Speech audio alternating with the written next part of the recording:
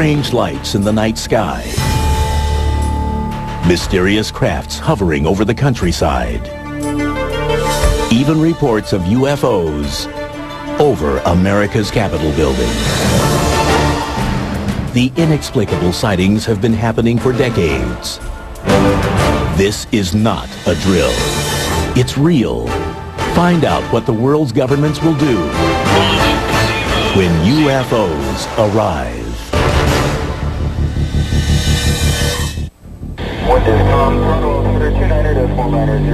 February 27th, 1996. A commuter plane, Flight 5959, leaves Pittsburgh, Pennsylvania, heading to Saginaw, Michigan, just outside of Detroit. It begins as a routine flight, but then the plane encounters a UFO.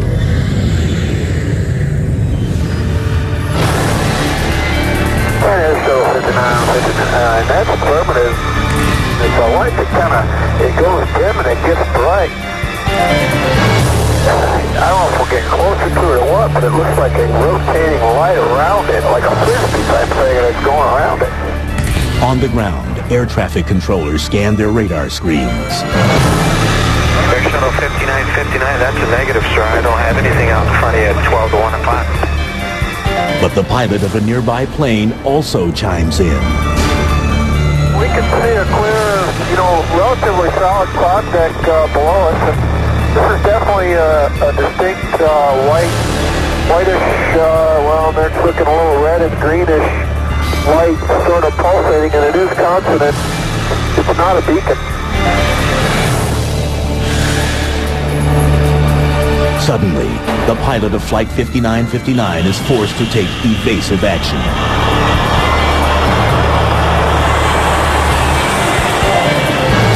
Keep advised, we're descending to 4,000 feet right now, and as we descended through 10,000 feet, that object is above us right now. It is not on the ground. It's about 10,000 feet. Okay, sir, we're checking on it right now. I still don't have anything out in front of you at all. I'll tell you what, that is weird if you're sitting there pulsating. This ordeal lasts nearly 20 minutes. Then, the strange object simply disappears. No passengers or crew are injured in this encounter. And the airlines involved, following industry practice, will offer no comment on the incident.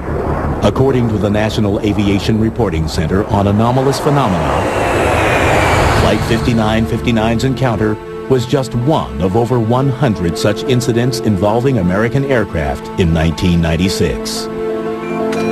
What should the pilot do in such a situation? Does the U.S. government have an official protocol to deal with UFOs and extraterrestrials? Yes, it does. And it's outlined in the Joint Army-Navy-Air Force publication number 146. Also known as JANAPS, this 32-page document was written in 1950 during the Cold War and outlines detailed protocol for encounters with unidentified flying objects. Joint Army-Navy Committee realized that America was vulnerable to enemy attack from the air and from space. And so the Joint Chiefs decided to institute an observer corps that was made up not only of military observers but civilian observers in the cockpits of civilian aircraft. So they required, with this official regulation, that commercial crews should report instantly, using radio means, anything that they couldn't identify. And it was defined very broadly, but one of the categories was UFO, unidentified flying objects. While commercial pilots are not required to read JANAP 146, FAA regulations do mandate that the document be kept at all air traffic control facilities. Reports filed under the JANAP 146 rules are called SIRVIs, or Communications Instruction for Reporting Vital Intelligence Sightings.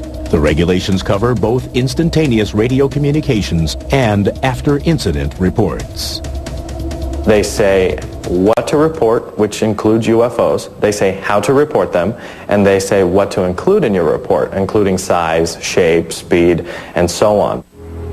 JANAP 146, Subpart 3B, defines how to render size comparisons and provides lists of adjectives to be used. Head of a pin, a pea, a dime, up to baseball, grapefruit, and basketball. Part 104 reads, every effort should be made to substantiate sightings by taking as many pictures as possible. They're clear, concise, to the point, and still current. When it was revised in 1977, UFOs was still in there, still to be reported, and still to this day. And as publicly available FAA recordings show, these encounters do still continue. According to the regulations, pilots must explain exactly what they see, even when what they see defies explanation. My view of pilots is that they're very high credibility witnesses. They're calm, cool, and collected. They know what they're doing. They're not given to foolishness and hysteria. And that I would listen very carefully to something that a pilot told me. It was pretty eerie looking. First time in 15 years I've ever seen anything like it. May 26, 1995. 35,000 feet above New Mexico. The captain of Flight 564 radios FAA control with reports of a large cigar-shaped silhouette with 8 evenly spaced lights appearing just off his wingtip. Yeah, off to our 3 o'clock. Got some strobes out there. Can you tell us what it is? I'll tell you what, that's some, right now, I don't know what it is right now. There is a restricted area that's used by the military out during the daytime. Yeah, it's pretty odd. Hold on, let me see if anybody else knows around here. Though not required to by JANAP 146, the air traffic controller contacts the U.S. Air Force to check for any unusual aerial activity. No, we haven't heard nothing about it. Okay. Guy at 39,000 says he sees something at 30,000 that the length is unbelievable and it has a strobe on it. This is not good. What does that mean? I don't know. It's a UFO. So it's no Roswell crap again.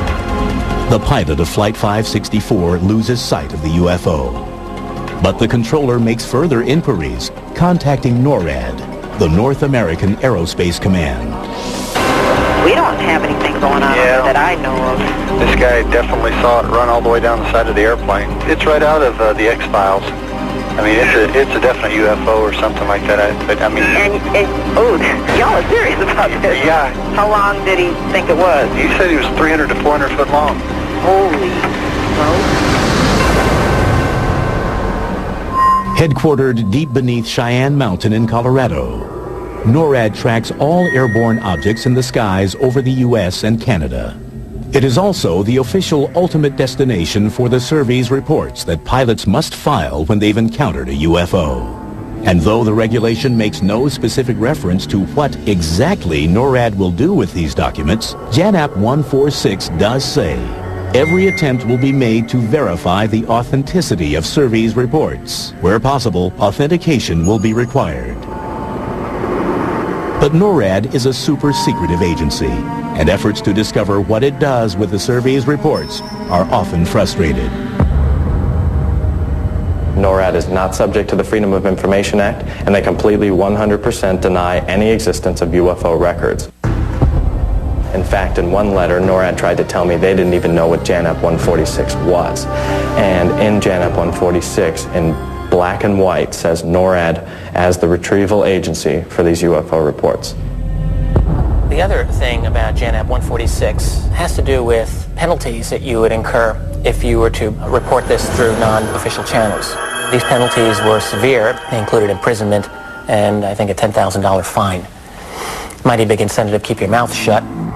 And many believe there are also other forces that limit pilots from making any reports of UFOs. I think there's tremendous pressure just in society in general that discourages people from bringing up things that are considered paranormal, UFOs, flying saucers being one of them. This breeds secrecy. Secrecy breeds distrust. That generates more pressure in this terrible, kind of cycle. To many researchers in the field, this silence is likely a result of what seems to be the primary goal of U.S. government policy on UFOs: secrecy. It seems clear from a lot of the government discussions of the problem of contact that they wouldn't make this known to the public if it happened. The general attitude of the government about not only about UFOs but many other things is just to play it safe and not tell the public what's going on. But many outside the government are increasingly certain that to play it safe, we need a detailed plan to deal with the UFO potential. When we return, if a fake radio broadcast can set off a panic, just imagine what a real alien invasion would do.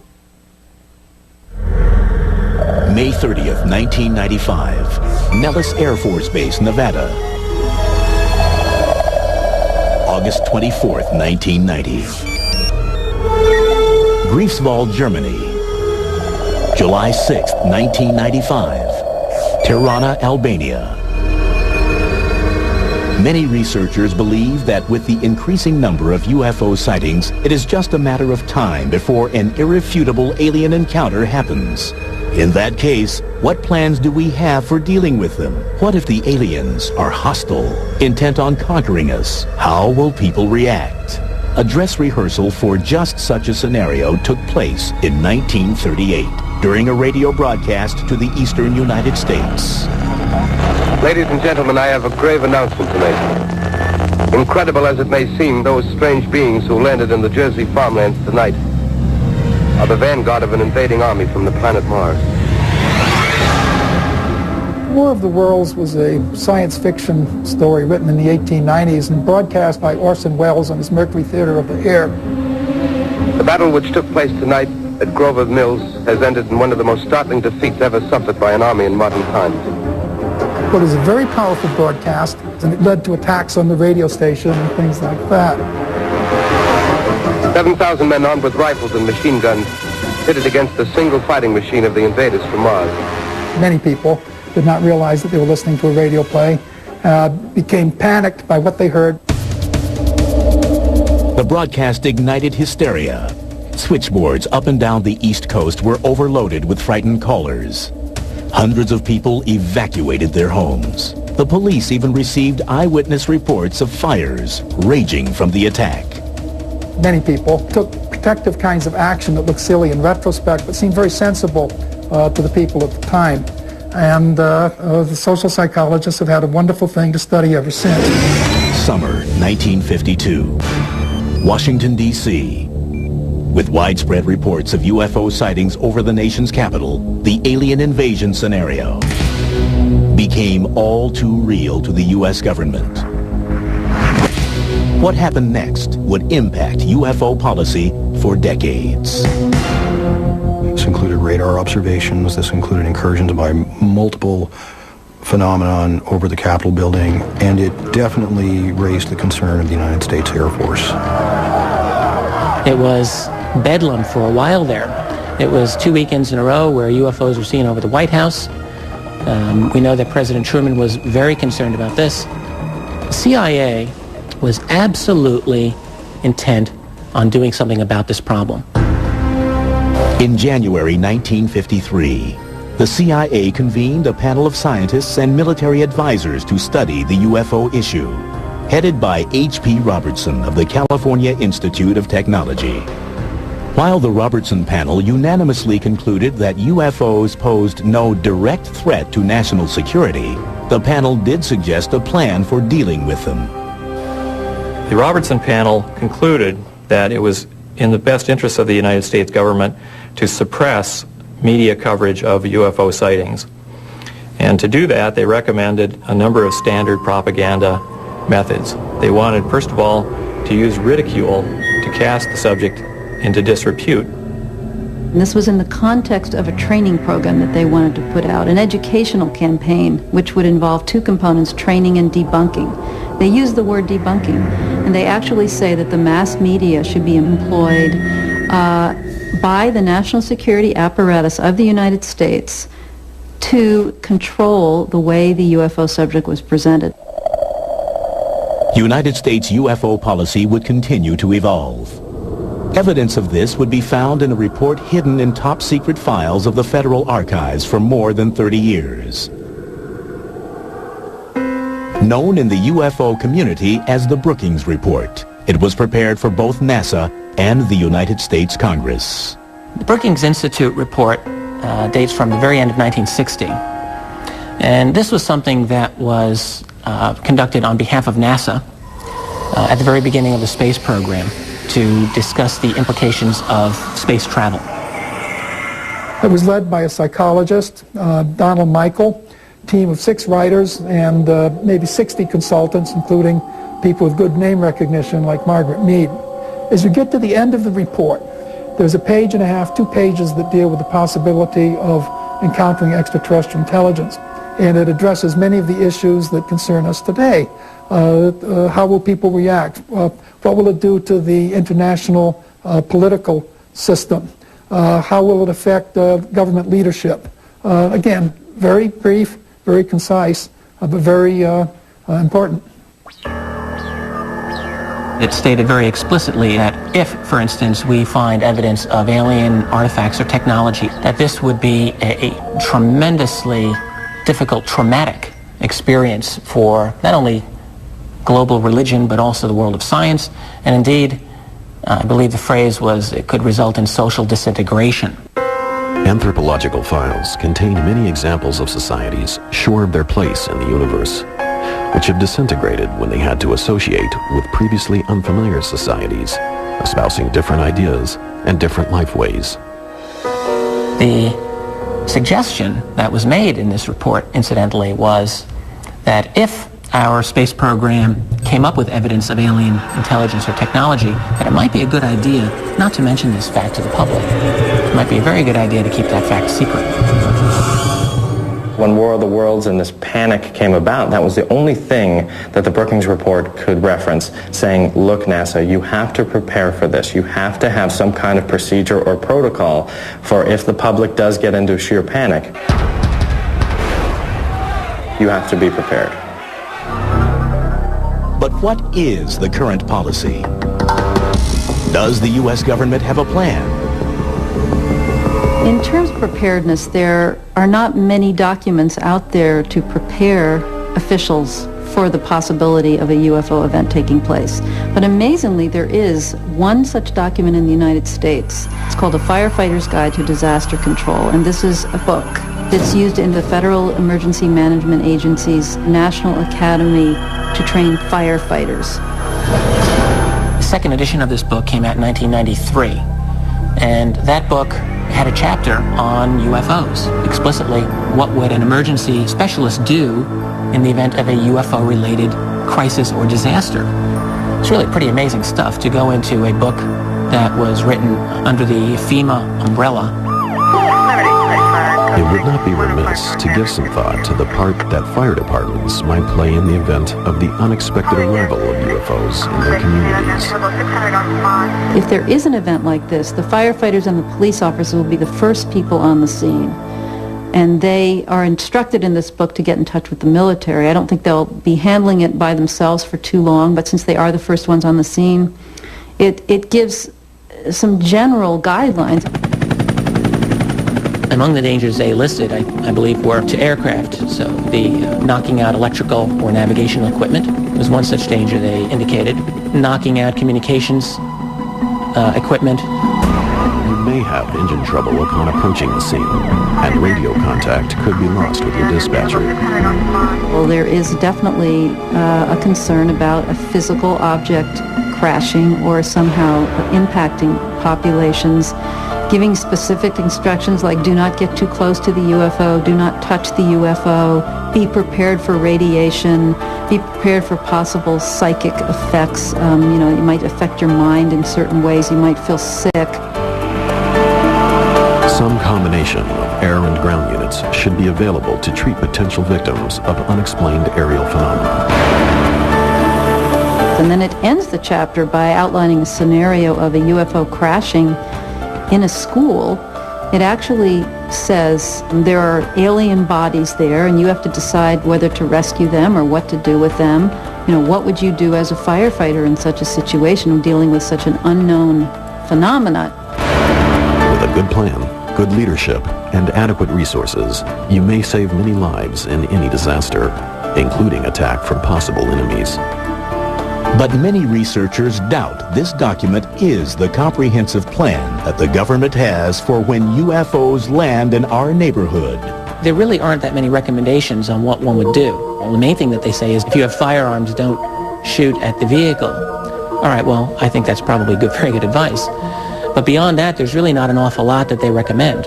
It is the one document, I think, in the United States that we know about that indicates a concern that our officials be prepared for such an event taking place.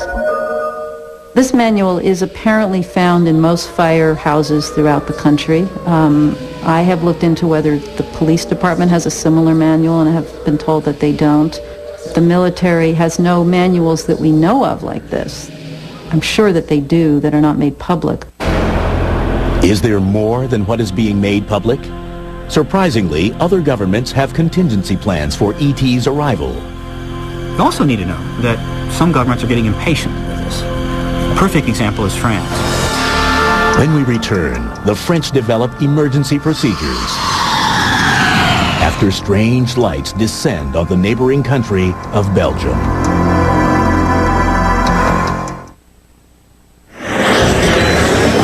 Belgium, November 29th, 1989. Policemen on patrol outside the city of Eupen see a mysterious triangular object with blinding lights hovering over a field. For the police officers, it is the beginning of a 3-hour journey tracking the UFO across the countryside. For Belgium, it is the beginning of a nearly 2-year-long wave of UFO sightings. The significant wave of sightings over Belgium in particular in 1989 and 1990 of triangular aircraft have yet to be identified to this day. On that first night, the police are swamped with telephone calls from 150 witnesses. Soon, sightings of the Eupen Triangle, as it comes to be called, are reported throughout the country.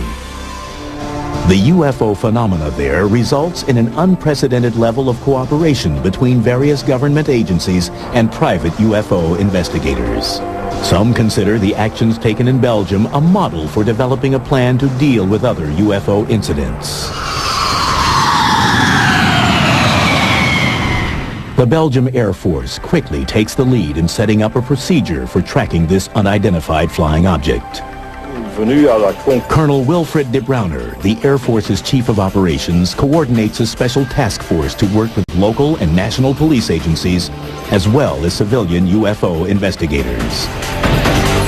On the night of March 30th, 1990, the Triangle is sighted again. 2 Belgian F-16 fighters are scrambled from Beauvechane Air Base. Despite flying for over an hour, the pilots are unable to make visual contact with the UFO, but do manage to record radar images of it. The encounter leads some to speculate that the Eupen Triangle is actually an American craft. If so, the most likely culprit would be the F-117A stealth fighter. This secret, triangular-shaped aircraft is designed to have a minimal radar signature. But sophisticated analysis conducted on both ground-based and on-board radar images of the Eupen Triangle calls this theory into doubt. According to the radar, the UFO could, within seconds, accelerate from 170 to 1,100 miles an hour and drop from 11,000 feet to near ground level. Maneuvers like those would generate an enormous G-force, far in excess of what military testing films show a human can endure, thereby dismissing the possibility of the UFO as man or American-made.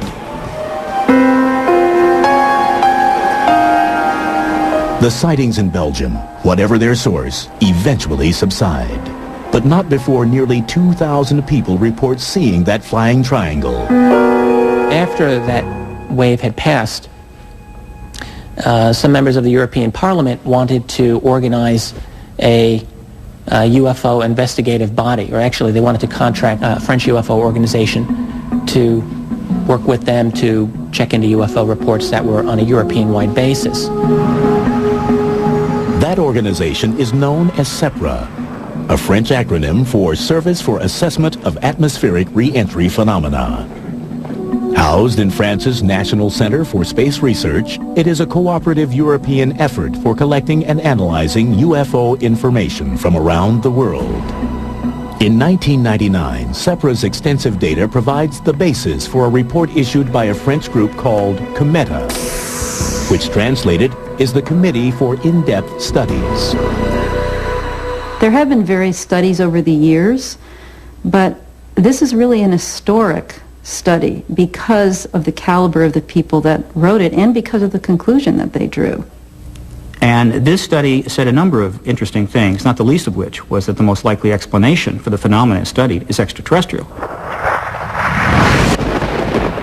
In light of this conclusion, COMETA laid the groundwork for determining a contact protocol in their official report titled UFOs and Defense, What Should We Prepare For?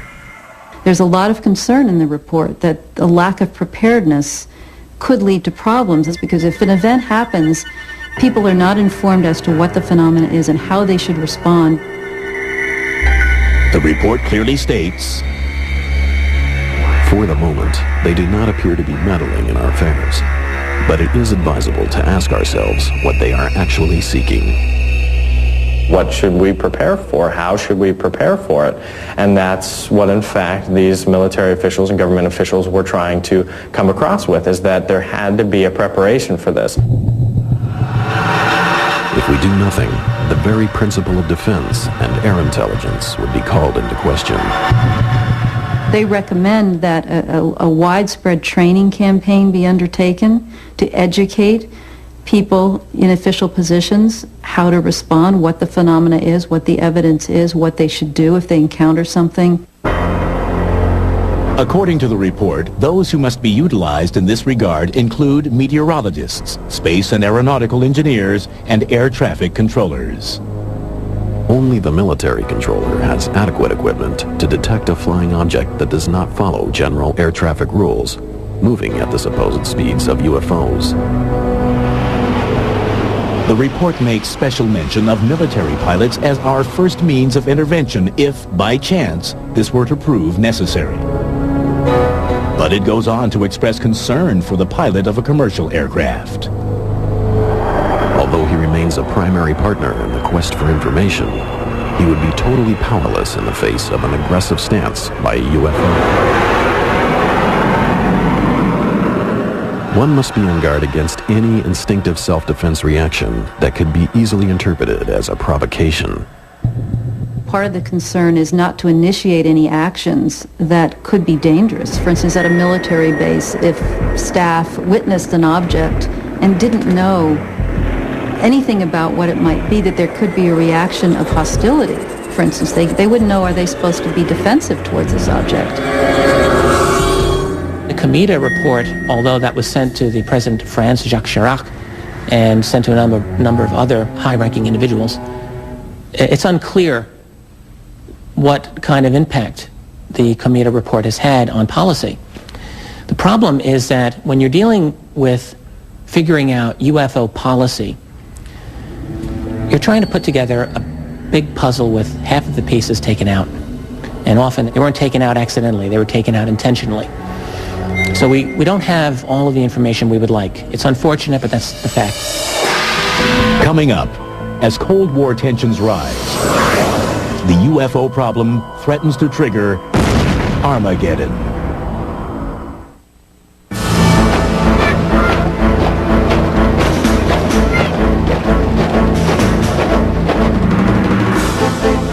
The Cold War. Across the U.S. and the Soviet Union, missile detection systems stand vigilant, tracking all incoming objects, ready to unleash an awesome counterstrike should the unthinkable ever happen.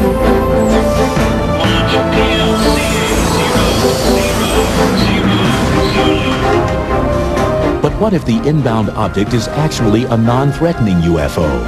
Might fear of the unknown inadvertently trigger Armageddon? In 1971, just such a scenario was envisioned and planned for. In September of 1971, there was a nuclear agreement between the United States and the Soviet Union. There was one interesting part of that agreement which dealt with the need to be aware of unidentified objects for either country that would, possibly cause an alert status to go off.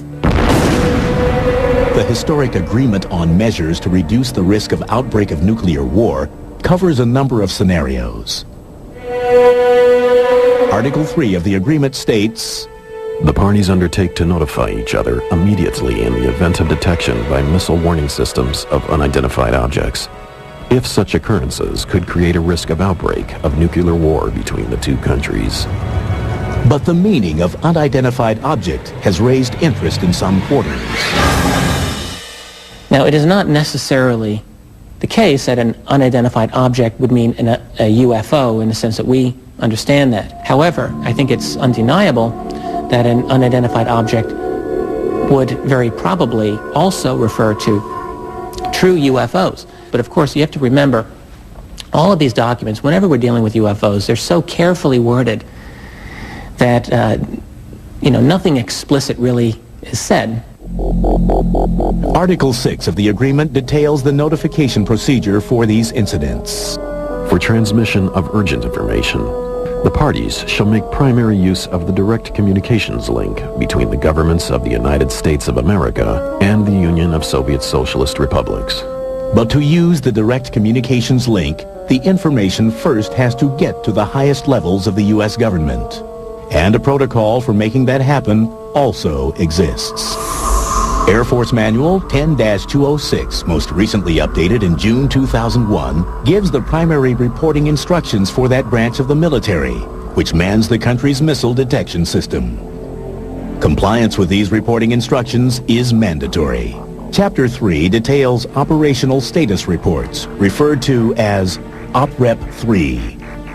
The highest priority in the OPREP 3 structure is given to reports denoted by the flag words Pinnacle Nuke Flash, indicating events which risk the outbreak of nuclear war.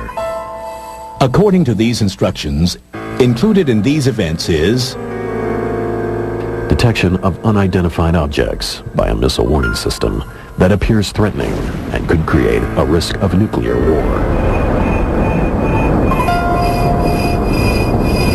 These reports, both immediate voice reports and follow-up written ones, go to the Air Force Operations Center in the Pentagon, Strategic Command, NORAD, and the Chairman of the Joint Chiefs of Staff. Rapid reporting is imperative. Do not delay an initial report for lack of information. Due to the extremely time-sensitive nature of the Pinnacle Nuke Flash report, transmit these voice reports no later than 5 minutes after learning of the event.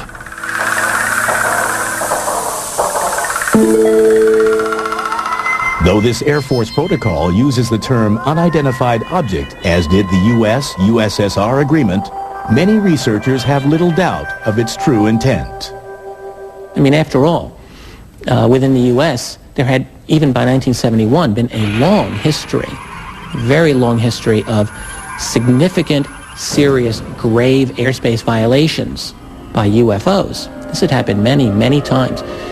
We presume that the Soviets did too. They had a lot of UFO sightings of their own. Though what ultimately happens to Pinnacle Nuke Flash reports is cloaked under layers of secrecy, they do demonstrate international cooperation, which many think is the key to dealing with the UFO question. In 1977, an effort is made to put the United Nations in the center of implementing the UFO protocol. Grenada. Following a spate of UFO sightings over the tiny island nation, its Prime Minister, Eric Gary, proposes an initiative to incorporate the UFO problem into the UN's official agenda and even calls for 1978 to be the United Nations International Year of Unidentified Flying Objects. But the Grenada initiative fails, garnering no preparation plans and no discussion of UFO contacts whatsoever. There are people that would prefer not to have any evidence of extraterrestrial life whatsoever, that it really violates their views of Earth, of how the universe works, of our sense of being distinctive and privileged by being what we are here on this planet. Still, the United Nations does figure into some protocol regarding alien intelligence, those dealing with an organization of astronomers called SETI, the Search for Extraterrestrial Intelligence. What the rules call for is, first of all, verification by different observatories, then reporting to various scientific agencies in the UN. Because the idea is that this discovery will be made, for all humankind. Coming up, a law authorizing the government to lock up people who have been extraterrestrially exposed. The search for extraterrestrial intelligence, or SETI, began in 1971 as a NASA program. It primarily uses radio telescopes located around the globe, pointed towards small sections of space to listen for anomalous signals sent by natural or extraterrestrial sources. SETI's kind of a fun program. Astronomers have told me that the odds aren't real high that we'll find anything out there, but I think it's a good idea. If we listen, we might hear something. If we don't listen, we definitely won't hear anything. Though the government stopped funding SETI in 1993, it continues as a private program. And should the search for extraterrestrial intelligence be successful and contact made, there is a plan for what to do. Called the Declarations of Principles Concerning Activities Following the Detection of Extraterrestrial Intelligence, the procedure calls for verifying plausible explanations, not making any public statement until evidence is credible, contacting the United Nations, and not sending any response to an extraterrestrial signal until appropriate international consultations have taken place. So even if it's a small possibility, I think it's worth it, just in case we hear something unusual. That would be an exciting day. Many researchers continue to believe the government has more extensive plans for when UFOs land here on our planet. But time and time again, official government secrecy surrounding the issue has stymied their efforts at discovering what these plans may be.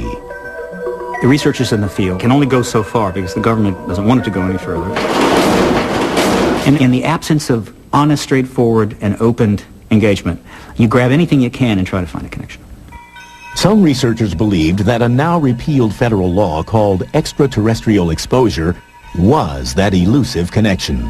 The law was passed by the U.S. Congress in July 1969, just days before the Apollo 11 astronauts landed on the moon. Tranquility Base here. The Eagle has landed. It authorized NASA to quarantine under armed guard any object, person, or other form of life which has been extraterrestrially exposed. But what does extraterrestrially exposed actually mean? That document, I think, has been greatly misunderstood and misquoted and taken to mean that it deals with alien life forms, for instance. Well, I first came to NASA in 1964 during the Gemini program and then on into the Apollo program that took us to the moon and back. Well, I remember very clearly the concern was that if there are microbes on the moon, we didn't want to bring them back here and then contaminate our planet. While the extraterrestrial exposure law may not have been the smoking gun some researchers had hoped for, many believe that we can learn something about the government's plans for UFOs by looking at other programs in the intelligence community. I do believe that it's most likely that the U.S. government would be the dominant player in determining a UFO policy at the classified level. I think a good model for this might be the program known as Echelon, which doesn't officially exist, but everyone knows exists. This is a electronic intercept program led by America's National Security Agency in conjunction with the NSA equivalents of Britain, Canada, Australia, and New Zealand.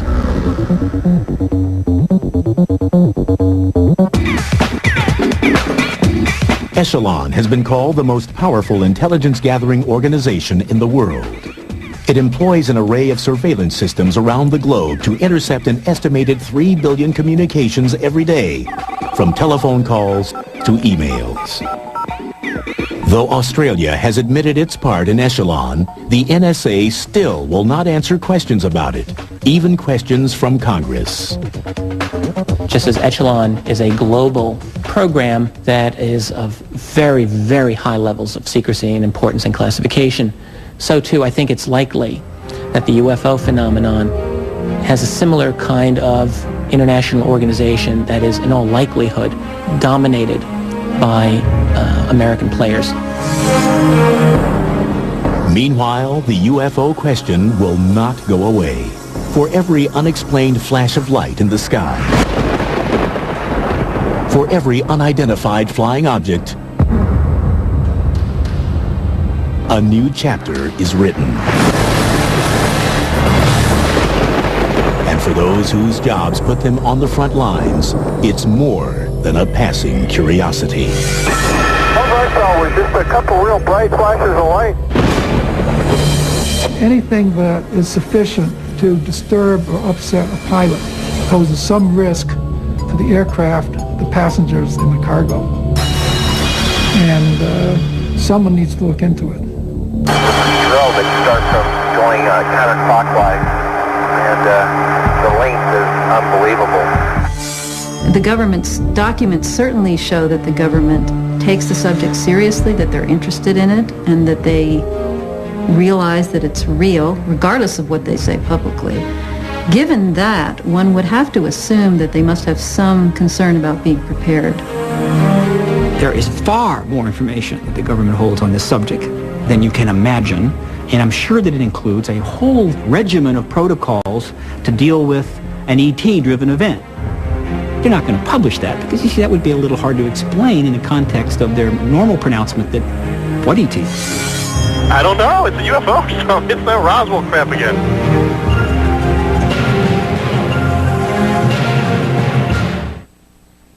There are 11 million people in America sitting on a ticking time bomb. Beneath the Mississippi River lurks a deadly system of earthquake faults that could destroy half of Missouri. It's happened before. What have we learned to prevent the next earthquake in the heartland or mega disasters? Tuesday night at 9 on the History Channel.